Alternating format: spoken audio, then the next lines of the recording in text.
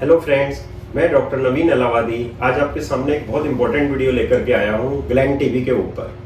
तो gland TB क्या होती है? जैसे शरीर में कुछ ग्लैंड्स होती हैं, जैसे पैरोटिड ग्लैंड होती है, ब्रेस्ट भी एक तरीके की ग्लैंड मानी गई है, पिट्यूटरी एक ब्रेन में ग्लैंड होती है, या फिर सुप्रारीनल या एड्रिनल ग्लैंड होती है जो किडनी के ऊपर होती है। तो इन ग्लैंड्स का अगर एनलार्जमेंट हो जाए, हालांकि ये बहुत रेयर होता है, हो जाए तो उसको हम ग्लैंड टीबी बोलते हैं।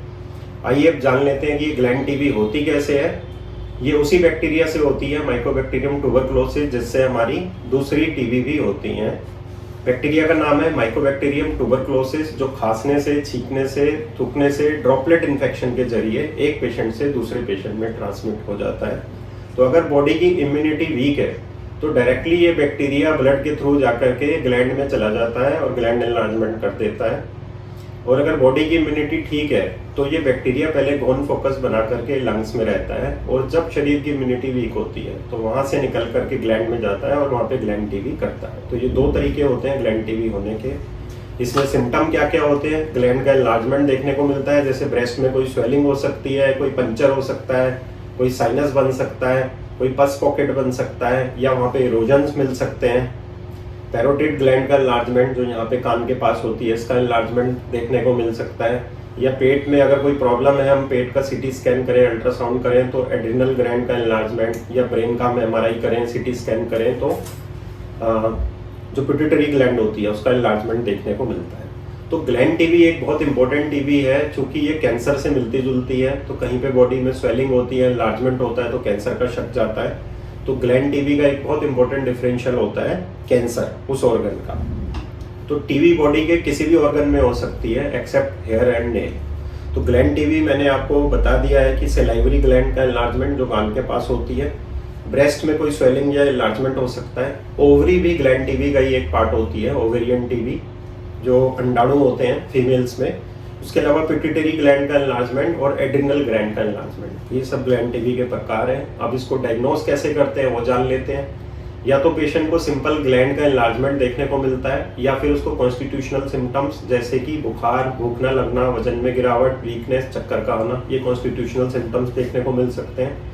डायग्नोसिस के लिए हम ग्लैंड का एफएनएसी करते हैं या सुई की जांच करते हैं। सैंपल लेकर के स्लाइड पे हम स्प्रेड कर देते हैं, माइक्रोस्कोप में देख लेते हैं, उसमें एक फ्लावर लाइक अरेंजमेंट मिलता है जिसे एपिथेलियोइड सेल ग्रेनुलोमा बोलते हैं। ये बहुत स्पेसिफिक होता है टीबी के डायग्नोसिस के लिए। इसके अलावा अगर डायग्नोसिस में डाउट हो तो हम ग्लैंड का बायोप्सी टिश्यू भी ले सकते हैं, और उसमें हिस्टोपैथोलॉजिकल एग्जामिनेशन के जरिए हम ग्लैंड टीबी को कंफर्म कर सकते हैं। या कैंसर का डाउट है तो कैंसर सेल भी उसमें मिल सकती है। आइए अब जान लेते हैं इसका ट्रीटमेंट कैसे करते हैं। इसका ट्रीटमेंट उन्हीं 4 दवाइयों से होता है जिससे बाकी टीबी का भी ट्रीटमेंट होता है। दवाइयों के नाम है आइसोनियाजिड, रेफेम्पिसिन, पायरेजिनामाइड और इथिम्बुटोल।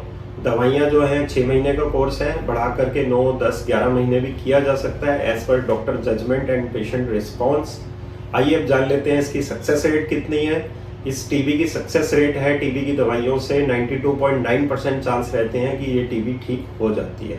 तो इस टीबी में घबराने की बिल्कुल जरूरत नहीं है। समय से दवाई लें, डॉक्टर को दिखाएं। अगर आपके सिम्टम रिजॉल्व नहीं हो रहे हैं 3 महीने तक, डॉक्टर के पास दोबारा जाएं, एमडीआर की जांचें करवाएं। अगर सिम्टम ठीक नहीं हो रहे हैं 3 महीने तक, स्मोकिंग ना करें, ड्रिंकिंग ना करें, अपनी बॉडी की इम्यूनिटी ठीक रखें और समय से दवाई लें। तो इस टीबी में भी जो सक्सेस रेट है वो लगभग 93% तक है। तो इसमें घबराने की बात बिल्कुल नहीं है।